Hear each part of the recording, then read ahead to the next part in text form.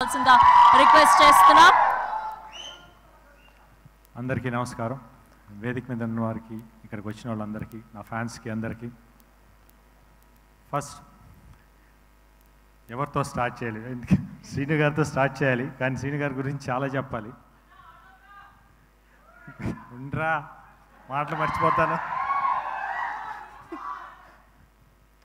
First ఈ సినిమాకి పనిచేసిన ప్రతి టెక్నీషియన్కి, ఎందుకంటే కొన్ని ప్లేసెస్లో చేసాం, వెరీ వెరీ రిస్కీ ప్లేసెస్. ఎందుకంటే మన ఆర్ట్ డిపార్ట్మెంట్ కానివ్వండి, యూనిట్ కానివ్వండి, ఆల్ టెక్నీషియన్స్ చాలా కష్టపడ్డారు ఈ సినిమాకి.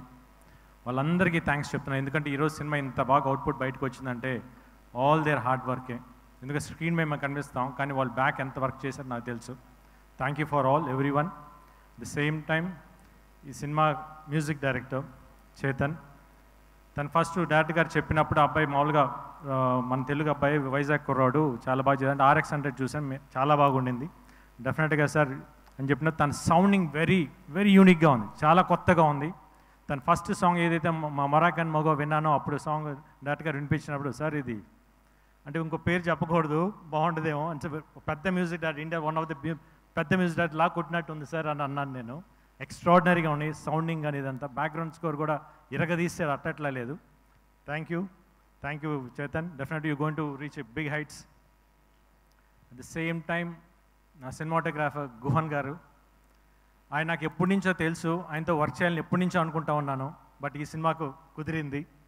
ఆయన ఫోటోగ్రఫీలో ఎంత లడ్డులాగా చూపిస్తారంటే, ఎంత అందంగా చూపిస్తారంటే, లొకేషన్స్ కానీ, హీరో కానీ, హీరోయిన్ కానీ. ఈ సినిమాకి వర్క్ చేసిన చాలా చాలా హ్యాపీగా ఉంది. ఎందుకంటే వెరీ కూల్ పర్సన్ సెట్లో, బట్ ఆన్ అవుట్పుట్ వచ్చేటప్పుడు ఎక్స్ట్రాడినరీ అవుట్పుట్ ఇచ్చారు sir. Thank you so much. At the same time నా ప్రొడ్యూసర్ ఇద్దరికి థ్యాంక్స్ చెప్తున్నాను, ఎందుకంటే ఈ సినిమా ఇంత బాగా రావడానికి కారణమయ్యారు. ది సేమ్ విశ్వప్రసాద్ గారు రావడం నాకు ఈ సినిమాకి చాలా పెద్ద ప్లస్ అయింది. Thank you so much sir. The same time Gopi Mohan, ఈ సినిమాకి రైటింగ్ స్క్రీన్ ప్లే కానీ, డైరెక్టర్ గారికి హెల్ప్ చేసిన రైటర్స్ కానీ, వాళ్ళందరికీ. ఎందుకు గోపి మోహన్తో ఆల్రెడీ నేను 2 సినిమాలు చేశాను, లక్ష్యం, లౌక్యం. దీనికి మళ్ళీ చేస్తున్నాడు. డెఫినెట్గా we are going to hit the same range of it again.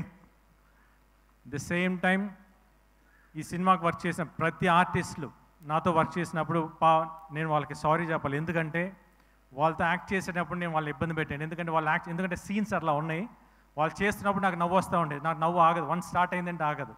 పాపం 1 టేక్ 2 10 టేకులు చేసేవాళ్ళు పాపం. బట్ వాళ్ళు తిట్టుకున్నా కూడా నేను చేయలేను, ఎందుకంటే నాకు నవ్వు వస్తాను. ఎందుకంటే సీన్స్ అంత బాగా వచ్చినాయి, ఎక్స్ట్రాడినరీ. ఎందుకంటే సెట్లో నవ్వుకుంటూనే ఉన్నాం ప్రతి సీన్ చేసేటప్పుడు. Thanks for all the artist who cooperated with me. ఇంకా ఫైనల్లీ లాస్ట్ నా డైరెక్టర్ శ్రీను గారు. శ్రీను గారితో నేను ఇప్పుడు కాదు, ఎప్పటి నుంచో చేద్దామని అనుకుంటా ఉన్నాను. బట్ 2-3 ఇయర్స్ బ్యాక్ కుదిరింది. ఫస్ట్ ఒక ఫంక్షన్లో కలిసాం, అప్పుడు అడిగాను డెఫినెట్గా మళ్ళీ చేద్దాం సార్ అని చెప్పేసి అని. తప్పకుండా చేద్దాం గోపి అని చెప్పేసి అన్నారు. అప్పటి నుంచి జర్నీ స్టార్ట్ అయింది. దాని తర్వాత శ్రీను గారితో కూర్చున్నప్పుడు ఫస్ట్ ఒక 2 లైన్లు చెప్పినప్పుడు, సార్ మీ పాయింట్స్ బాగున్నాయి, కాకపోతే ఇది నాకు సెట్ అవ్వేమో, కొంచెం న్యూ కమర్స్కి అయితే బాగుంటుంది అని అన్నాను. ఎందుకంటే I don't want to lose this opportunity to work with him. ఎందుకంటే శ్రీను గారితో వర్క్ చేయాలని నాకు అంత ఆశ ఉండింది. దాంతో ఈ పాయింట్ చెప్పింది, ఆ పాయింట్ బాగుంది sir, okay sir, ready, we'll go head అన్నా. లేదు గోపి, నా వర్క్ ఇప్పుడే స్టార్ట్ అయింది, ఎందుకంటే నా దగ్గర నుంచి ఎక్స్పెక్ట్ చేసేది మళ్ళీ నేను ఇవ్వాలి అది అని చెప్పేసి కసిగా 7 months కూర్చొని, నేను మాకు 7 months గ్యాప్ గోపి అని చెప్పి మొత్తం పర్ఫెక్ట్ స్క్రిప్ట్ చేసుకొని వచ్చారు. చెప్పినప్పుడు నవ్వుతూనే ఉన్నాను చెప్పినప్పుడు. అట్ ది సేమ్ టైం ఆయనతో వర్క్ చేసేటప్పుడు ఎలా అనిపించిందంటే, నేను ఇంతకుముందు శ్రీను గారి సినిమాలు అన్నీ చూశాను. ఎప్పుడైతే ఆయనతో ట్రావెల్ చేశానో అప్పుడు అనిపించింది నాకు, యాజ్ ఇట్ ఈస్ ఈయన ట్రేడ్ మార్క్ ప్రతి ఆర్టిస్ట్లో కనిపిస్తుంది.